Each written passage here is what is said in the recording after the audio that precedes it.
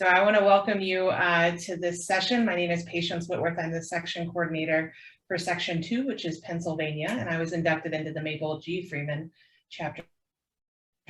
Before we get started today and I introduce our speaker, I want to remind you of a few sort of ground rules for these sessions.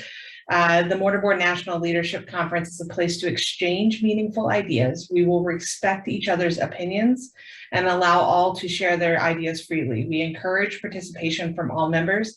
And if you'd like to ask a question during the presentation, please raise your virtual hand under the reactions button, or you can put your questions into chat, and my buddy Olivia is going to be watching the chat throughout this presentation. So without further ado, it's my pleasure to introduce you to Sarra Nazem, who is presenting today on empathetic leadership. Sarra, or as she asked me to call her, Dr. Nazem, currently serves as the national conference, on the national conference as the vice president. Dr. Nazem was inducted into the Mortarboard chapter at the University of Michigan. She was the section coordinator for Michigan from 2005 to 2018. That's an eternity, Sarra. And has been serving as vice president on the National Council, which I already said. Dr. Nazem has led a life of service with a focus on suicide prevention. And just to brag on her a little bit more, she's also highlighted on the Mortarboard homepage. So if you want to read more about her work after this great presentation, check it out there. So without further ado, Dr. Nazem. Thank you so much, Patience. That was a very, very kind intro, and there wasn't even an Ohio State reference in there, so that earned you about like 55 points. So I'm so honored to share this time together with all of you to talk about a topic that's near and dear to my personal and professional self, which is how do we use empathy in our leadership approach. So these are our learning objectives for the next 45 minutes together. I'm guessing that probably all of you, or if not all of you, most of you likely know already what empathy is. So today we'll really be talking about and thinking about what it means to utilize empathy in your leadership approach. I'll provide some rationale to underscore why and how empathetic leadership can go a long way in improving relationships and other outcomes. And then after we go through some tips on how to build empathy, we'll take a look at 2 examples to practice how to navigate challenging scenarios and conversations that will likely pop up as you lead your chapter over the next year, and also as you lead teams moving forward in kind of your professional careers as well. So before we get started, what I'd like you to do is reflect on a recent time when you were leading a team and a member of the team wasn't following through. And I invite you to use the chat to provide some answers, some thoughts to these 2 prompts. You know, what were the emotions and thoughts that you experienced? And how did other team members react? Let me see if I can pull up the chat, and this is a common scenario, right, in so many ways. So I see frustration come in, absolutely. What else? What other things happen when we're in this situation? Worrisome, it isn't fair, I have to do more work now, a disappointment. Does the desire to just take over and do it myself? Yep, no, that one. Another disappointment, feeling of failure, passive reaction by team, stressed, wishing it was an individual assignment. Yeah, also been there. Increased pressure on the rest of the team, right, which may lead them to have similar reactions as already shared. Let's see if any others come in. Reflecting on if you did something wrong that caused them to not do their best. That's a good one.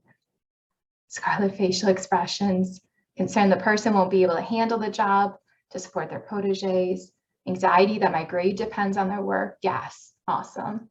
We'll keep those coming in. I'm going to just close this. But first and foremost, what I want to say, it's natural to have these experiences, especially when this happens when we're doing something that we care a lot about, or if it's recurring, or if it's a high stakes situation, or even if it's not, completely high stakes. These are all natural reactions. What I want to do with you all for the next bit is to think about how we can take experiences like these when we're leading specifically and use empathy to guide our response.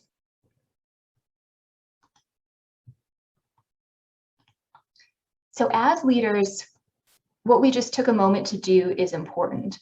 It's critical for us to pay attention to our own personal reactions to understand what those reactions mean as they signal our values and things that matter to us. And this is important work that really helps us grow and become more effective. This is a talk for another time, but I want to really underscore that today we'll be talking about understanding others' experiences, but it's also important as a leader to understand your own reactions. And that's why I started sort of with that slide. So similarly, just as it's critical as leaders to rethink a situation like what we just talked about, instead of focusing kind of solely on our own experience, we want to prioritize and lead with the goal of also understanding the team members' experience. By truly understanding others' experiences, we as leaders have access to information that's critical to improving our abilities to lead. Team members want to feel understood and will be more likely to engage and initiate change when they have a leader that understands. And that's why empathy is a valuable leadership competency. So empathy in a nutshell involves the willingness and ability to understand the experience, perspectives, feelings, and needs of others. Some have termed empathy as a form of vicarious introspection, so working as hard as you can to truly understand another's total experience, just as we can do for ourselves. I can tell you as a clinical psychologist that it's hard enough to really understand ourselves at all times. And this is why empathy is very, very tough. We're trying to understand others, which takes a lot of work. We've got to be intentional about this, and we have to invite this kind of connection in order to really set aside our own experiences, our own preferences, our own backgrounds to really understand another's perspective. And because no two people are the same, nor do people stay the same over time, there's truly never an end to the process of empathy. And that's why empathy is fundamentally really challenging to master and manage to be built through daily interactions, but it takes work. And it also takes that intentionality that I mentioned to prioritize it in our leadership approaches. Our instinct is going to go with our own personal understanding, right? So we in some ways have to override and invite this dual perspective taking. It's also important to highlight what empathy is not.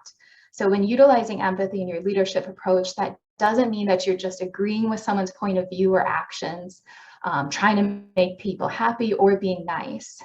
Sometimes I'll hear folks worry that if they engage in empathy or have an empathetic response, that will allow someone to, quote, get away with, unquote, whatever the issue might be.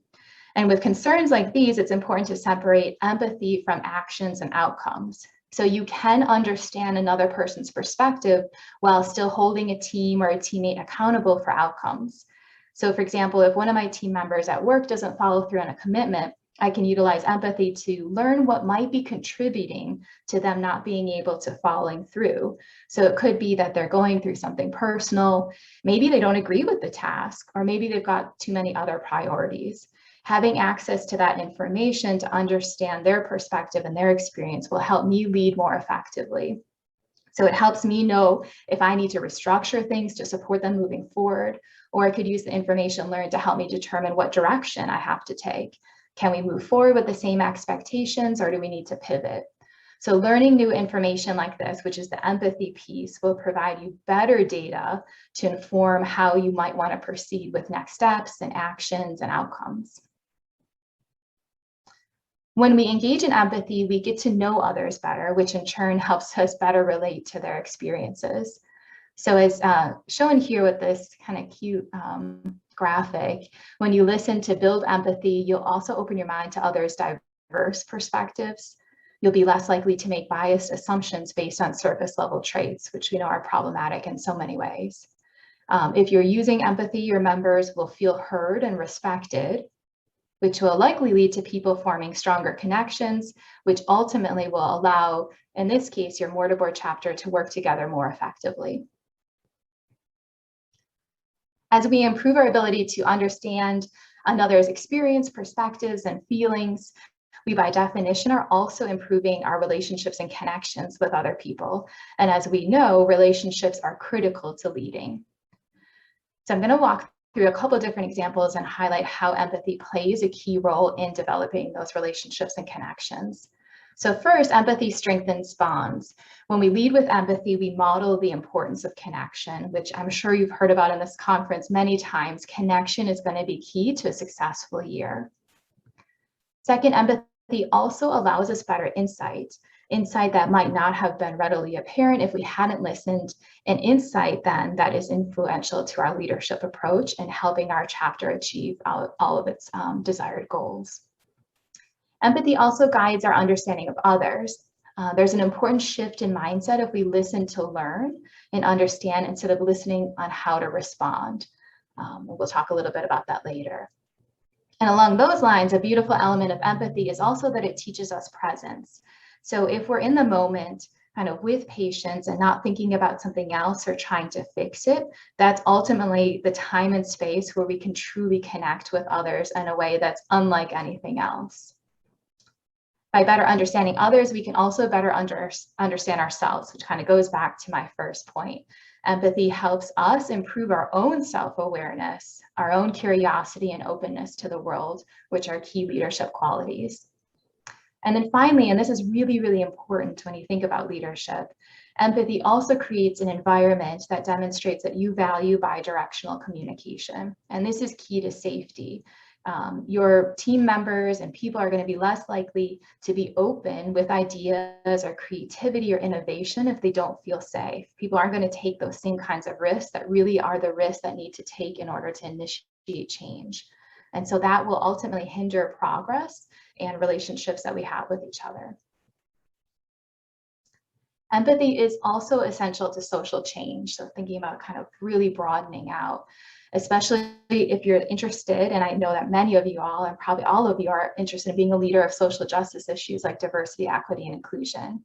As you can see here in this infographic, empathy is a core skill of emotional intelligence, which is a necessary ingredient to enhancing the skills in all of the other elements.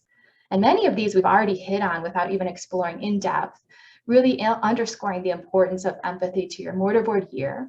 And also beyond when it comes to serving as a leader that promotes social change. So I wanted to pause and kind of pivot a little bit to do a poll, because I know I just laid a lot of content down, but let's take a moment to kind of reflect on some empathy items. So the poll is going to pop up here in a second. And these are example items from an empathy questionnaire for you to reflect on in terms of what your typical experience is for each of these scenarios.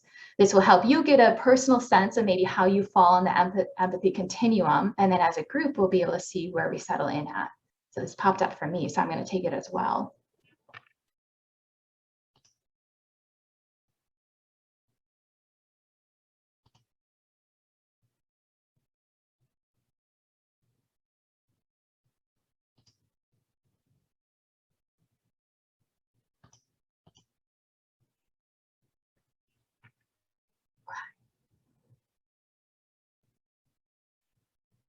So maybe we'll give it like another minute, and then hopefully we can share the results. One disclaimer, as a psychologist, these are definitely just items pulled from a scale. So they're just for our purposes to kind of discuss and to think about it, but definitely know that there are more items to really think about a valid and reliable assessment of a construct, which is complicated, like empathy. So let's see, are we able to share the results? All right, so let's take a look. Hopefully this should be sharing in the screen. So it looks like for the first one, we've got people predominantly and often and always, again, signaling that kind of higher end of empathy. Next one was taking a look at kind of that advocacy and justice issue. Again, lots of oftens and always. When a friend starts to talk about their problems, steer the conversation towards something else. A little bit more variability there, but most people trying to kind of keep with it. And then I can tell when others are sad, even when they're not saying anything. Looks like a little bit of variability there. And we'll talk about how to pick up on nonverbal specifically. So that gives you a sense of just, as you reflect, and we'll talk about this a little bit later, these are things that vary over time. They're dynamic. It's not like all or nothing.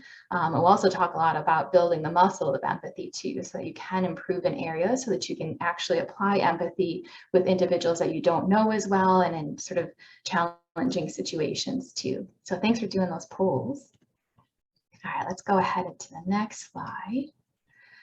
So you might all be thinking, and hopefully you are thinking, this is great, Sarra, I'm on board, you've sold me, but you told me that I have to build that empathy muscle through daily interactions. How do I go about doing that? So I'm going to work through 8 tips to really think about how to practice and build empathy with some scenarios. So the first is to consider conversations that you have before and after meetings, during your socials, during events. Are you connecting with people you don't know well? Or are you just talking with the same members each time? Think about what that models and the importance of it, and how you might want to shift those conversations to making sure it's more inclusive and really talking to all of your members. And also thinking about how you could actually include time in meetings to demonstrate empathy and connection, and really setting it as a priority. So that's a first tip. The second tip is, when you're engaged in a conversation, you want to think about how can you ask a couple questions that show you're interested in learning more about the other person's perspective in life, and that you're approaching the ask with openness and curiosity to know what's happening in their world and how they feel about it. So let's say you're having this conversation with Sophia. You're like, hey, Sophia, how are you? Sophia says, it's been a stressful week. So much for catching up on sleep. So I think this is something like almost daily with my coworkers at work, this comes up, right? So this is a common scenario. So you might say, as I have said at times, oh, sorry to hear that, good luck. And then Sophia will likely say, yeah, thanks. So what I'm going to do is award that a Band-Aid, and we're going to try again to think about how we can ask a much more curious, open-ended question to really understand what's going on for Sophia. So you might say instead, I'm sorry to hear that, what's been happening? And then Sophia may say and share, well, I have a big presentation for one of my classes. And then that gives you the opportunity to say, that sounds intense. How's your preparation been going? And so this is just a really subtle, kind of basic, concrete example, but it shows how off the bat, our initial response to someone can really get much deeper if we use those couple questions that really lead with trying to understand their experience. Next thing is also really basic, but it's a tip that I think we forget about. Just being present and showing that you're paying attention in a way that that is your priority. It's your priority to listen. So put your phone away, put it down, put it off, create an equal level in terms of physical space. So if the person's standing, make sure you're standing with them. If they're sitting, join them sitting so that there's not an imbalance in height. Nod, have your shoulders relaxed, your arms uncrossed, be open to have the conversation, because you're giving off cues if you are or aren't ready to be in the moment to pay attention with someone. Complete thoughts rarely tumble out of our mouths as perfectly formed, especially when we talk about complex or emotional topics, or topics that mean a lot to us. So when you're in a conversation with someone and you're trying to really lead with an empathy approach, when the other person stops talking, you may be tempted to respond with your own perspective, especially if you're trying to connect or problem solve. And so what you want to do instead of rushing to fill that void and inadvertently trampling on the message that that person's trying to communicate, you could use silence, even as long as 10 seconds, even though that feels painful, or prompt with a well-placed kind of tell me more, or kind of invitation of a mm-hmm. So here's an example of that again. So let's say you continue this conversation with Sophia. She says, I put together some potential social media templates that I hope the exec team will like. So this is different, a little bit different scenario. You say, great, tell me more. Sophia says, I think these templates could be a great way to improve our visibility. You say, that sounds promising. Then Sophia says, I don't know. And so here's a key moment. Instead of kind of popping into that space, you use a brief kind of prompt and encouragement to hear more, which then allows you to find out from Sophia that she's not sure everyone will like them, and that specifically she gets nervous when I create this kind of content. So we'll come back to this one in a second, but just a simple example of how intentional use of silence can really help in your approach to build empathy. Another thing is thinking about tone and body language. So paying attention to whether or not people are crossing their arms, looking downward, speaking fast, using gestures that don't fit their typical style. These nonverbal cues are often meaningful signs for our feelings and attitudes that might otherwise go unspoken. So you want to use this information to calibrate your responses in a way that, again, demonstrates understanding and encourages greater openness. So an example that we just did, for example, Sophia started with smiling, then kind of moved to beginning to look down. And then when she said, "I don't know," you notice that she stops making eye contact completely. And so you may take that moment to reflect and say, it seems like you're excited, but there might be something else on your mind. And then we get that response that we saw last time. So either using the silence or picking up on nonverbals to get that conversation going. Paraphrasing, so offering a summary of what you've heard, can also be a powerful tool for building empathy. It can illuminate gaps in your understanding, demonstrating your engagement as a listener, and also help the other person refine their thoughts.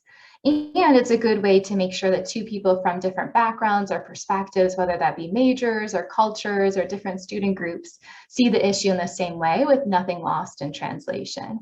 So here's an example of a paraphrasing in the interaction between you and Sophia. You might say, "It sounds like you've been working hard on this, and that probably makes you even more nervous to see what others think. Is that what you're experiencing?" So it's, again, demonstrating that you're listening, you're checking, you value and prioritize getting it right, and then kind of letting the conversation continue from there. Usually, I'm sure there could be some exceptions, but people typically don't want to share something to then be preached at or criticized. So even well-intentioned listeners can trip up in your desire to provide an answer, to commiserate, or present an alternative option. Often this will come across as dismissive or judgmental in some way. It's also really anti-empathy, as you aren't trying to understand another's experience. When you do chime in with your own thoughts, you want to do so in a way that shows that you understand how the other person feels and why. So focus on what the person's saying and feeling, not on how it makes you feel or your thoughts about it and how you want to reply instead. So for example, in the situation with Sophia and the exec board, you might say, "Oh, I know what you mean. It's a tough group. Did you try practicing?" And again, this is well-intentioned, right? You're kind of commiserating, you're validating in some way, and you're providing a suggestion or a strategy to maybe get through it. So we're going to band-aid that and instead look, let's say if you're trying to lead with empathy, what might you say instead? So you would say something like, "That does sound stressful. It makes sense that you're worrying about this given how much you care and how much time you've put into creating the templates." So again, it's still providing support, but in a different way, and it's inviting and prioritizing their experience rather than your own view on the situation. And then finally, if you've had a meaningful conversation as a leader, why not say so? You'll reinforce your connection with the other person, and you'll pave the way for future interactions. So for example, you could say to Sophia, "Thanks for taking the time to talk. I appreciate the conversation," or something like, "I'm interested in hearing how it goes, and I hope I can continue to support you." A couple other pieces I want to highlight as some tips, and then we'll move into our vignettes here to practice all of these pieces we've been talking about. So what are other strategies you can use outside of some of these 8 tips for how to build empathy? The first is, practicing listening and providing empathy in non-demanding situations. I know in a couple of the other sessions I've been in, we've been talking about the Olympics, right? Like no Olympic athlete shows up to the Olympics without like a lot of preparation and practice. And the same thing is true for empathy. Like you can't go into like really challenging, complicated situations and expect to perfectly use an empathetic approach. So really think about like low-hanging fruit, things like talking to people about their hobbies, what they like to eat, and using that as strategies to really build your empathy skills. You also want to think about asking for feedback, as we talked about before. It shows the value that you have in bi-directional conversations, and also will inform and help you refine your approach over time. This is a big one that I do often, obviously as a psychologist, but also just as a friend and for my partner and my family. I reflect on times when I felt really understood by a friend or a colleague, and I really think about what that person did to create the experience as one that helps me better understand the dynamic that I have with them, but then two, it helps me borrow and utilize tips and strategies on their approach. So that can be really, really helpful. Another thing is working with your leadership mentors and running through scenarios together, specifically related to, let's say, your chapter or something that's just tough. If you're having a tough time connecting with one of your exec board members, but you really want to understand their experience, kind of run through some of the scenarios or some of the things that we talked about today and how you may be able to execute that.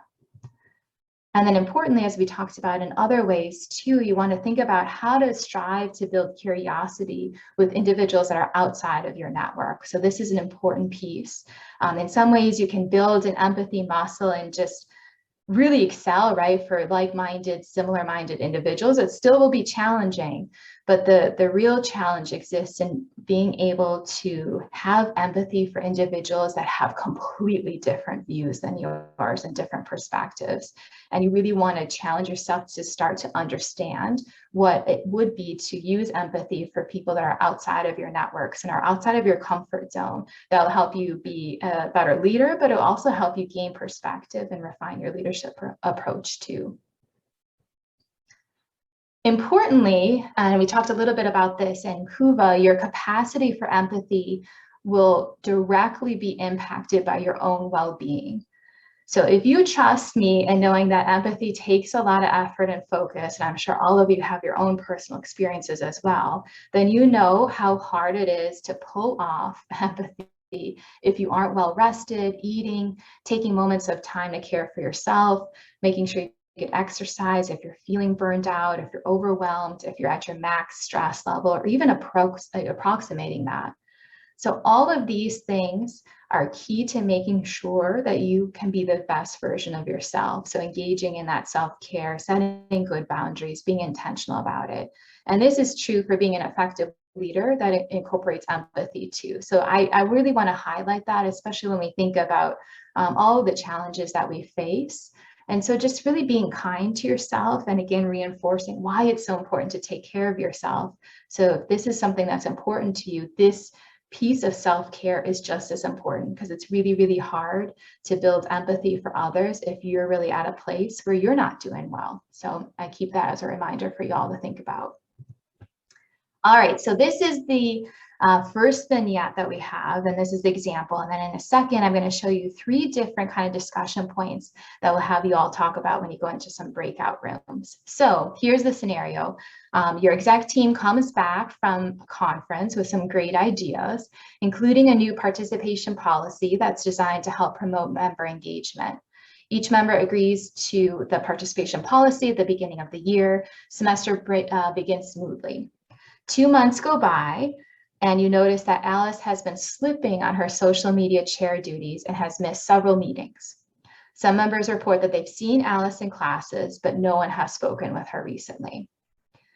So I never am in the promise of making any guarantees, but I almost will just come short of guaranteeing that something like this will likely come up for your chapter. And so let's say if you want to prioritize leading with empathy, you want to think ahead and plan ahead for how you might respond in such a scenario. So breakout room 1 is tasked with thinking about and coming up with ideas for what would be a good option for your initial outreach. Do you email, do you text, do you call, and discuss the pros and cons for kind of each of those methods. You're feeling frustrated that Alice has let you all down. How can you approach the situation by setting aside your feelings to understand what might be going on?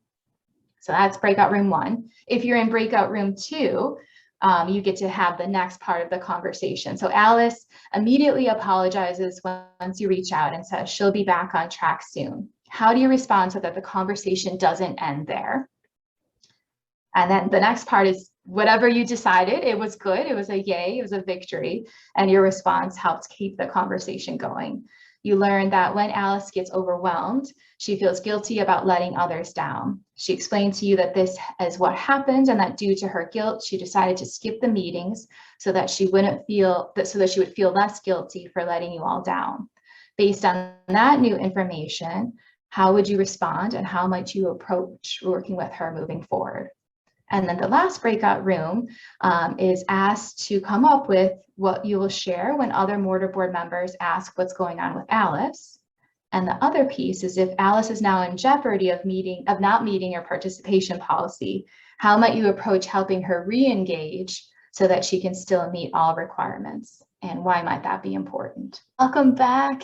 You made the transportation back over. I know it was a very fast, accelerated deep dive into some of these, but I was hoping maybe one person from each room would kind of do a 40-second highlight of some of the things that you talked about, because I want to make sure we get a chance to talk through another example. So anybody from breakout room 1, what types of things did you talk about in 40 seconds?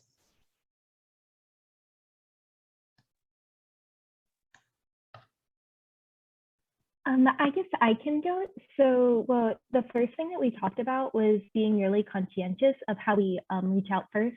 So I think we agreed that email could sound a little bit like unpersonal. So we opted for either text or call or even trying to meet in person. And then for the second part, one of our members brought up a really great point. She talked about how, like, on the initial outreach, you should make it about the person more so than the student org, just to check on how the individual is doing. Yeah, I love that. I would say that there are some things, right, that lend itself well to email, but this is not one, especially if you really want to go in with an empathy approach. So love how you all talk through that. How about for breakout room 2? So how do you keep that conversation going, and how did the additional information help you as a leader know how to navigate moving forward?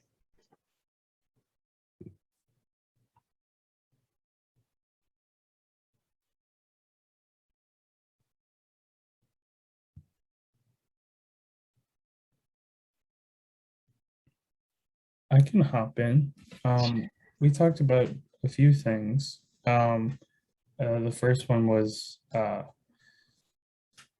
of opening it up and asking if Alice is doing okay, like externally, just checking in and making sure she's not overwhelmed. And then we also, one thing that was brought up was making sure Alice knows that she can say no, because mortarboard is a collection of people who will do anything, and say yes to everything. So making sure that Alice knows that she has that space.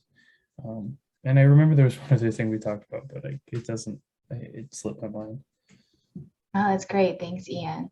Yeah, I love this. I know it's really simple, but sometimes when we go back and we're really passionate about leading our mortarboard chapter, sometimes when it gets to situations like this, we forget about that piece of just connecting with another human and understanding how they're doing, because we do care so much about success, and in this case, social media and all of that. But I can promise you that as a leader, if you can connect in that human way and really show that you genuinely care about someone, you want to understand their perspective, the other pieces will fall into place. And so it's just a beautiful example of that. Thanks to room 2. How about breakout room 3? How will you kind of communicate back to the group, right? Because they may not be privy to that conversation. How, as a leader, do you maybe respect where Alice is at while also showing as a leader that you are attending to this and you're thinking about it, and how might you bring Alice back in? So what things did you talk about in breakout room 3?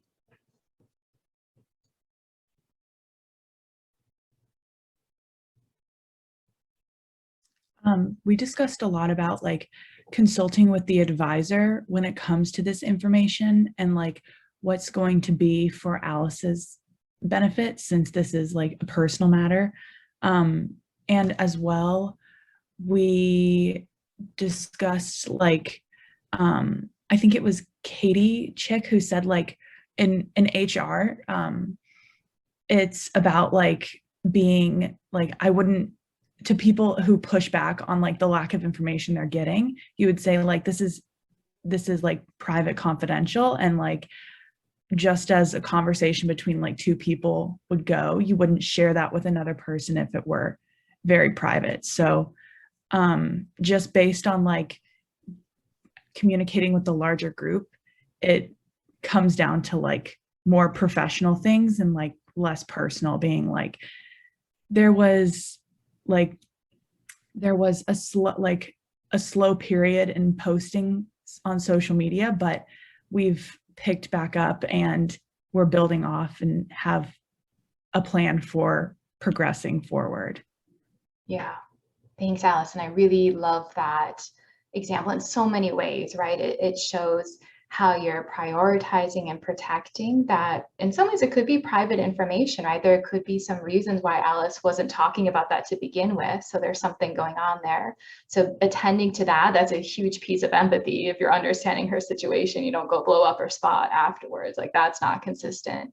But then two, being really deliberate about modeling that you had, you are on top of it. You're not just sort of hands off. So you're communicating back in that way. And that is a beautiful sign of leadership too. And people will respect that because you know that you're going to honor their information while making sure that the organization keeps moving forward too. So thank you for those. Let me bring up this next example and we're going to talk about it as a big group. So this example, includes, you've been successfully leading mortarboard meetings via Zoom. You found great ways to stay connected and engaged with your members. You begin to notice that Pete seems not like himself during one of your meetings. He's quiet, he seems a bit more distant, and then makes an offhand comment about no one cares anyways, after somebody gives a service update. You notice that Pete hasn't provided his availability specifically for next semester's meeting time. So my first prompt is, should you reach out or wait? What do people think? And feel free to drop in the chat or come off mute.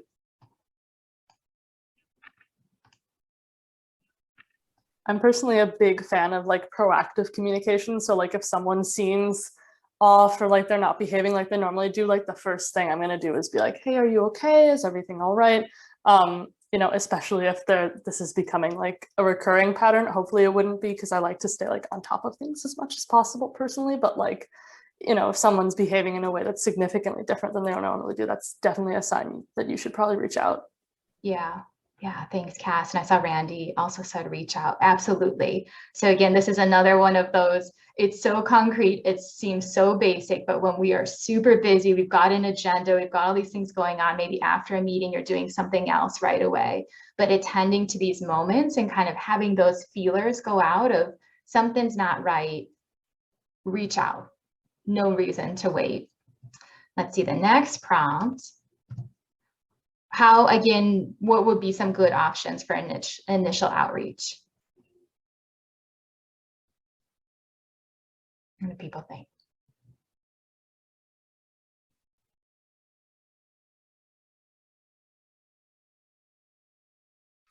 I think that catching this person in person would be better, since they haven't responded to like an availability. Maybe that was an email. So I think in this case, it might be best to go in person, but I also think a text would still accomplish the same thing. Mm-hmm.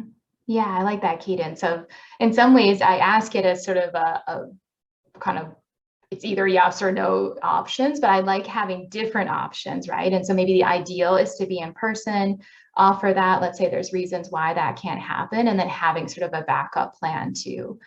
So for sure. So I see in the chat too, face-to-face, but not in front of others. I really like other people are saying maybe ask an officer who's closest to Pete to reach out. That's a great example too. Great role of delegating and thinking about who might be in the best position to lead with the strongest empathy approach and connection too. Excellent. All right. When you talk with Pete, he dismisses your observations, noting that he doesn't remember saying that and he must have had a bad day. How would you respond? Again, if your goal is to really check in on him, see how he's doing, and to lead with empathy.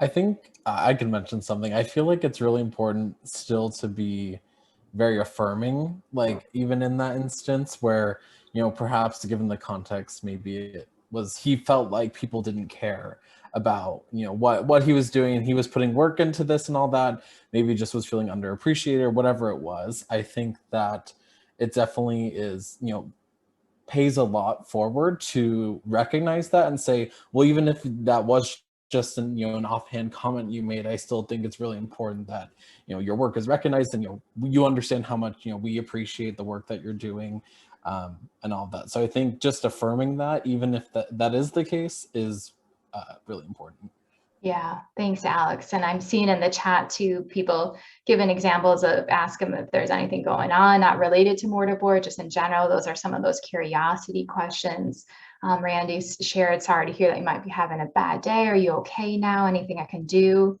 I really like what Kylie said, explain how you care about him and let him know that you'll be there for him. Perhaps if he doesn't want to talk in this conversation, but keeping it going. And Elizabeth highlighted potentially pulling in your advisor as well, which I think is a great one to attend to too. So I know we're right at the hour, so I want to just bring up this last slide here. I think in case I didn't say it enough about intentionality. And so hopefully at least part of this presentation, if not all of it, helped you consider a new approach to take back in your leadership approach. But remember, just like everything, you're going to have competing demands and different ideas. And so making sure you have intentionality to be, to have this be a skill set that you continue to work on each and every day. And this is my contact information.